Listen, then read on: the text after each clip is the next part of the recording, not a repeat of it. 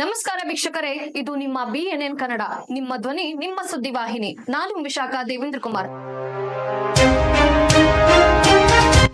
ಶರಣಬಸವೇಶ್ವರ ವಿದ್ಯಾವರ್ಧಕ ಸಂಘದ ಅಡಿಯಲ್ಲಿ ಬರುವ ಬಸವ ಕಲ್ಯಾಣದ ಪ್ರತಿಷ್ಠಿತ SSKB ಅಂದರೆ ಖುಬಾ ಕಾಲೇಜು ಇಂದು ಅಕ್ಷರಶಃ ವೀರಪುತ್ರರ ಕಾರ್ಖಾನೆಯಾಗಿ ಹೊರಹೊಮ್ಮಿದೆ.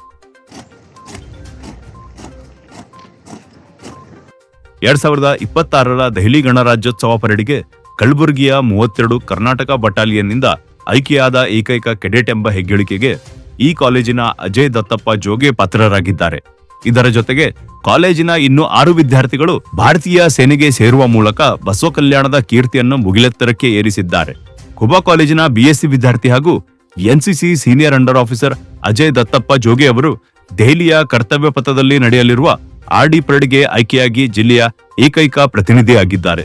ಈ ಅಭೂತಪೂರ್ವ ಸಾಧನೆಯ ಕುರಿತು ಕಾಲೇಜಿನ ಪ್ರಾಂಶುಪಾಲರು ವಿದ್ಯಾರ್ಥಿಗಳ ಸಾಧನೆ ಕುರಿತು ತಮ್ಮ ಸಂತಸವನ್ನು ವ್ಯಕ್ತಪಡಿಸಿದರು.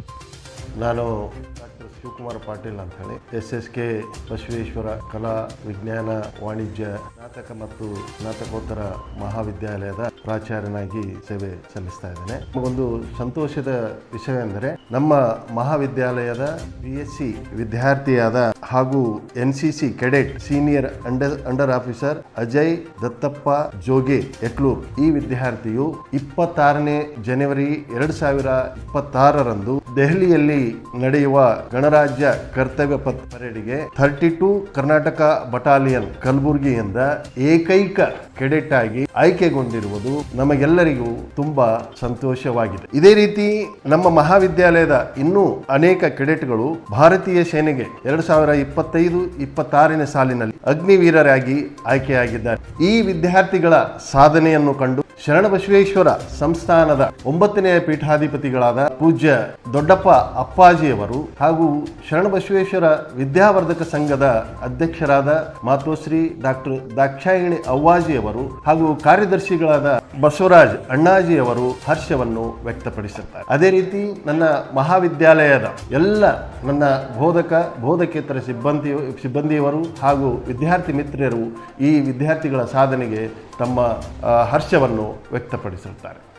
ಕೇವಲ ಅಜಯ್ ಮಾತ್ರವಲ್ಲ, ಇದೇ ಕಾಲೇಜಿನ ಶಿಸ್ತಿನ ಸಿಪಾಯಿಗಳಾದ ಅಭಿಷೇಕ್, ಗಣೇಶ್, ಕೈಲಾಶ್, ಅಶ್ಫಾಕ್ ಮತ್ತು ಬಾಲಾಜಿ ಅವರು 2025-26ನೇ ಸಾಲಿನ ಅಗ್ನಿವೀರ ಯೋಧರಾಗಿ ಭಾರತೀಯ ಸೇನೆಗೆ ಆಯ್ಕೆಯಾಗಿದ್ದಾರೆ.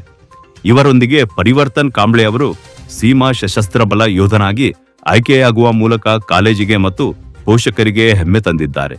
ಈ ಕುರಿತು ಮಾತನಾಡಿದ NCC ಸೀನಿಯರ್ ಆಫೀಸರ್ ಹಾಗೂ ಅಜಯ್ ಅವರ ತಾಯಿ ಮತ್ತು ತಂಗಿ ಕೂಡ ತಮ್ಮ ಹರ್ಷವನ್ನು ವ್ಯಕ್ತಪಡಿಸಿದರು.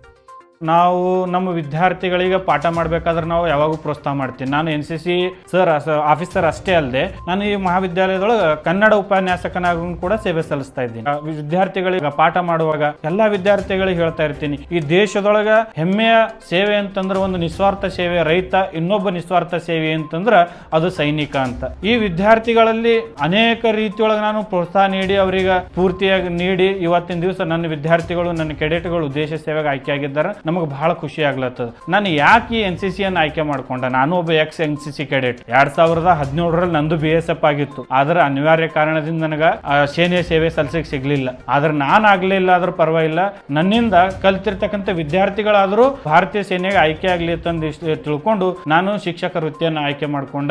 ಇಲ್ಲಿ ನಾನು ಬಂದ ತಕ್ಷಣ 2 ವರ್ಷ ಆಯ್ತು. ಇಲ್ಲಿ ಬಂದ ತಕ್ಷಣ ನನಗೂ 1 ವರ್ಷದಲ್ಲಿ NCC ಆಫೀಸರ್ ಆಗಕ್ಕೆ ಅವಕಾಶ ಸಿಕ್ತು. ಈ ರೀತಿಯಲ್ಲಿ ಪರೋಕ್ಷವಾಗಿ ಪ್ರತ್ಯಕ್ಷವಾಗಿ ದೇಶ ಸೇವೆ ಮಾಡುವಂಥ ಯುವಕರಿಗೆ ನಮ್ಮ ಮಹಾವಿದ್ಯಾಲಯ ಯಾವತ್ತೂ ಕೂಡ ಬೆನ್ನೆಲುಬಾಗಿ ನಿಲ್ತದೆ. ಇಂಥ ಒಂದು ಮಹಾವಿದ್ಯಾಲಯ ಮುಂದಿನ ದಿನಗಳಲ್ಲಿ ನಮ್ಮ ಬಸವ ಕಲ್ಯಾಣ ತಾಲೂಕಿನ ವಿದ್ಯಾರ್ಥಿಗಳು ಆಯ್ಕೆ ಮಾಡಿಕೊಂಡು ತಮ್ಮ ಊರು, ತಮ್ಮ ತಂದೆ ತಾಯಿ ಕೀರ್ತಿ, ನಮ್ಮ ಮಹಾವಿದ್ಯಾಲಯದ ಕೀರ್ತಿ ಉನ್ನತ ಮಟ್ಟಕ್ಕೆ ಏರಿಸಬೇಕಾಗಿ ತಮ್ಮಲ್ಲಿ ವಿನಂತಿ ಮಾಡ್ಕೊಳ್ತೀವಿ. ನಮ್ಮ ಮಗ ಖುಬಾ ಕಾಲೇಜ್ಲಿಂದ NCCಲಿಂದ ದಿಲ್ಲಿಗೆ ಹೋಗ್ಯಾನ್ರಿ. ನಮ್ಗೆ ಖುಷಿ ಅದ ರೀ. ಎಲ್ಲವರಿಗೆ ಧನ್ಯವಾದಗಳು ರೀ. ಖುಷಿ ಇದ್ದ ರೀ. SSKB ಖುಬಾ ಕಾಲೇಜಿಂದ ನಮ್ಮ ಅಣ್ಣ NCC ಮಾಡಿ ಡೆಲ್ಲಿಗೆ ಹೋಗಿದ್ದಾರೆ.